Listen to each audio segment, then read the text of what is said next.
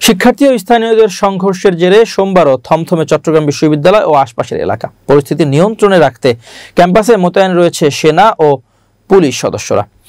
তবে এই ঘটনায় এখনো মামলা হয়নি, আটক হয়নি কেউই। আর একে অন্যকে দুষছেন বিশ্ববিদ্যালয় কর্তৃপক্ষ ও এলাকাবাসী। এদিকে 144 ধারার সময়সীমা আরও একদিন বাড়ানো হয়েছে। শিক্ষার্থীদের সঙ্গে স্থানীয়দের সংঘর্ষের পর নীরব চট্টগ্রাম বিশ্ববিদ্যালয়ের আশপাশের পরিবেশ। ফাঁকা ক্যাম্পাস, টহলে সেনাবাহিনী ও পুলিশ সদস্যরা। হামলায় ক্ষতিগ্রস্ত হয়েছে বিশ্ববিদ্যালয়ের পাশের জোবরা গ্রামের অনেক বাড়িঘর ও ব্যবসা প্রতিষ্ঠান। ভাঙচুরে জড়িতদের শাস্তি ও ক্ষতিপূরণের দাবি স্থানীয়দের। স্থানীয় বাসিন্দা বলেন, আমার বয়স 60, আমাদের সাথে বিশ্ববিদ্যালয়ের কোনোদিন এমন ঘটনা ঘটেনি।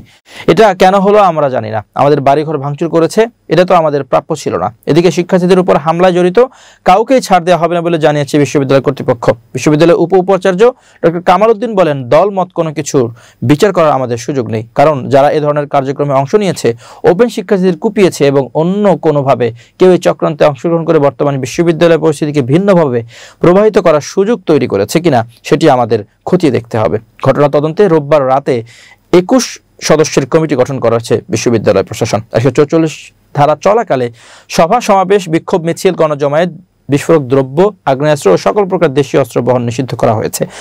রোববার চট্টগ্রাম বিশ্ববিদ্যালয় এলাকায় শিক্ষার্থীদের সঙ্গে স্থানীয়দের দফায় দফায় সংঘর্ষে উপাচার্য সহ অন্তত 200 জন আহত হয়েছেন। শনিবার এক ছাত্রীকে মারধরের জেরে সংঘাতে জড়ায় শিক্ষার্থী ও স্থানীয়রা।